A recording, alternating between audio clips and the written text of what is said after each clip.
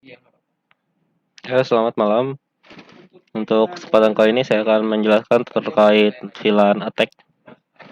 Untuk awalnya kita harus tahu nih, untuk VLAN itu sebagai apa. Kita mulai dari pembahasannya dulu ya.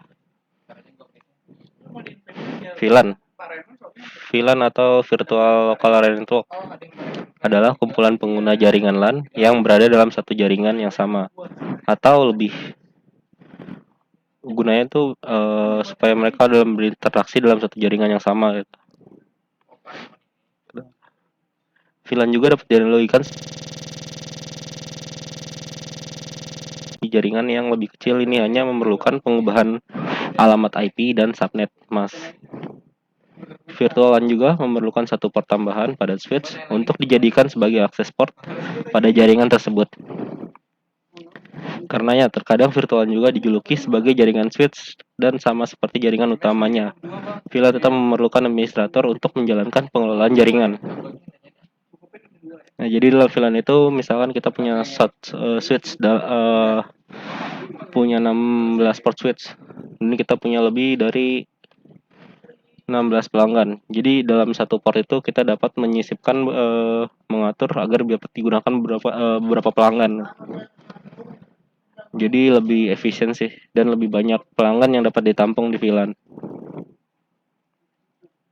Untuk jenis-jenis VLAN ada 4.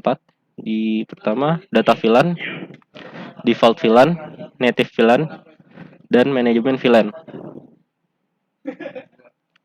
Untuk data VLAN adalah VLAN yang dikonversi hanya untuk membawa traffic yang diperlukan untuk traffic tertentu digunakan oleh user. Jadi untuk data VLAN ini untuk VLAN yang digunakan buat komunikasi seperti biasa ya, nggak ada yang khusus gitu. Default VLAN merupakan VLAN yang digambarkan sebagai konfigurasi factory default VLAN dan bukan merupakan bagian dari standar VLAN. Contohnya VLAN 0. Jadi untuk default VLAN itu VLAN yang sebagai udah bawaan dari si switch-nya itu sih. Dan biasa dia digunakan VLAN 0. Yang ketiga ada native VLAN, ada VLAN yang dikembalikan kepada sesuatu port apabila tidak dalam bentuk trunking atau untagged VLAN. Selanjutnya ada VLAN manajemen, adalah suatu VLAN yang dapat digunakan untuk melakukan remote ke perangkat. Jika tanpa menggunakan VLAN manajemen tentunya tidak, kita akan merasa kebingungan untuk meremote perangkat switch yang baru saja kita konfigurasi VLAN. Jadi untuk VLAN manajemen ini sebagai VLAN akses kita untuk mengakses NMS ya, atau network monitoring system terhadap switch yang digunakan. Untuk selanjutnya, kelebihan VLAN apa aja sih? Yang pertama keamanan. Ya karena dalam VLAN itu kita dapat lebih spesifik untuk pelanggan. Jadi lebih aman sih kalau untuk dateknya, yang penting nggak sembarangan orang yang tahu. Yang kedua pengurangan biaya. Seperti yang dijelaskan di awal, untuk VLAN dapat digunakan, contohnya satu port di switch bisa digunakan untuk beberapa pelanggan. Selanjutnya kinerja yang lebih baik. Keempat mengurangi broadcast domain. Yang kelima peningkatan efisiensi staf IT. Selanjutnya ada pengolahan jaringan dan aplikasi lebih mudah. Oke, next slide. Serangan yang biasa terjadi ke VLAN. Yang pertama ada serangan telnet, MAC address table flooding, dan VLAN attack. Apa sih yang dimaksud serangan telnet? Serangan telnet adalah kemampuan untuk mengolah secara remote infrastruktur LAN yang diaktifkan merupakan persyaratan operasional. Oleh karena itu harus didukung. Namun protokol telnet secara biasa tuh nggak aman dan dapat dimanfaatkan oleh penyerang untuk mendapatkan akses jarak jauh ke perangkat jaringan Cisco. Ada alat yang tersedia memungkinkan penyerang untuk meluncurkan serangan terhadap baris VTY di saklar telnet itu. Nah, di sini ada dibagi lagi, ada dua serangan terhadap telnet. Yang pertama, brute force password attack. Yang kedua, telnet DOS attack. Kita yang pertama dulu untuk brute force password attack. Penyerang dapat menggunakan daftar kata sandi umum, kata-kata kamus, dan variasi kata untuk menemukan kata sandi administratif. Jika kata sandi tidak ditemukan pada fase pertama, maka fase fase kedua dimulai. Penyerang menggunakan alat audit kata sandi khusus seperti yang ditunjukkan pada gambar-gambarnya belum bisa saya tampilin. Perangkat lunak ini menciptakan kombinasi karakter berurutan sebagai upaya untuk menebak kata sandi. Dengan waktu yang cukup dan kondisi yang tepat, serangan kata sandi dapat memecahkan hampir semua kata sandi. Yang kedua adalah telnet test attack. Penyerang secara terus-menerus meminta koneksi telnet dalam upaya untuk membuat layanan telnet tidak tersedia dan mencegah administrator mengakses saklar dari jarak jauh.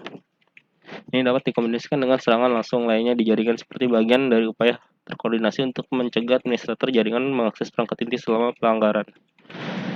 Jadi untuk serangan DDoS attack ini, si penyerang mengirimkan request mengakses via telnet secara terus-menerus sehingga otomatis untuk permintaan telnetnya menumpuk dan ada kemungkinan si IT administrator ini nggak bisa mengakses telnet. Intinya ya bisa dibilang hampir sama kayak DDoS attack lah. Nah, untuk solusinya, yang pertama kita bisa menggunakan SSH daripada telnet untuk koneksi manajemen jarak jauh. Yang kedua, gunakan kata sandi yang kuat, sering diubah. Kata sandi yang kuat harus memiliki campuran huruf besar, huruf kecil, dan angka atau simbol juga. Yang ketiga, batasi akses ke VPN lanes menggunakan daftar kontrol akses atau ACL yang memungkinkan hanya perangkat administrator dan menolak semua perangkat lain. Yang keempat, autentikasi dan otorisasi akses administratif ke perangkat menggunakan AAA dengan protokol TOCAC atau Radius. Selanjutnya ada MAC address table folding attack. Salah satu serangan LAN switch yang paling dasar dan umum adalah serangan MAC address folding. Serangan ini juga dikenal sebagai serangan tabel alamat MAC. Semua modul switch catalyst menggunakan tabel alamat MAC untuk layer 2-nya. Ketika frame tiba di port switch, semua alamat MAC dicatat dalam satu tabel alamat MAC. Jika ada entry untuk alamat MAC, switch akan meneruskan frame ke port yang benar. Jadi ini menyerang by MAC ya. Intinya biar progress di switch-nya itu jadi full terus gitu. Nah, yang ketiga ada VLAN attack. VLAN attack menyederhanakan pemeliharaan jaringan dan meningkatkan kinerja arsitektur VLAN, tetapi juga membuka pintu untuk penyalahgunaan. Ada berbagai serangan terkait VLAN yang ada. Angka tersebut menggambarkan satu jenis ancaman VLAN yang merupakan serangan spoofing gitu. Penyerang mencoba untuk mendapatkan akses VLAN dengan mengkonfigurasi host untuk melakukan spoof switch dan menggunakan protokol trunking, fitur dynamic trunking protocol atau DTP milik Cisco, keterang dengan switch yang terhubung. Jadi ini kayak mengkonfigurasi intinya mengkonfigurasi VLAN-nya itu sendiri sih. Untuk solusi VLAN attack, kita dapat melakukan mengkonfigurasi tautan akses secara eksplisit mengaktifkan trunking otomatis, dan ketiga secara manual mengaktifkan tautan saluran, menaktifkan port yang tidak digunakan buat mereka mengakses port, dan menetapkan ke VLAN yang kosong gitu. Selanjutnya ubah VLAN asli bawaan. Yang selanjutnya terapkan keamanan port. Ya, di next slide-nya seperti yang tadi dibilang, banyak protokol manajemen jaringan termasuk telnet, syslog, SNMP, TFP, dan FTP tidak aman.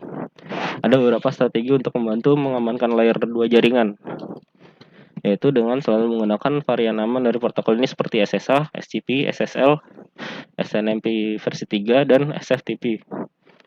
Selalu gunakan kata sandi yang kuat dan sering mengubahnya. Aktifkan CDP hanya pada port tertentu. Aktifkan telnet aman. Akses telnet secara aman. Aman itu mungkin menggunakan VPN internal ya, bisa aman. Selanjutnya gunakan manajemen VLAN yang berdedikasi di mana tidak ada apapun kecuali lalu lintas manajemen berada. Gunakan LCL untuk menyaring akses yang tidak diinginkan. Mungkin untuk saat ini sekian dulu untuk pembahasan yang saya berikan. Mohon maaf apabila ada kata-kata yang salah atau materi yang keliru, mungkin bisa ditambahkan di kolom komentar.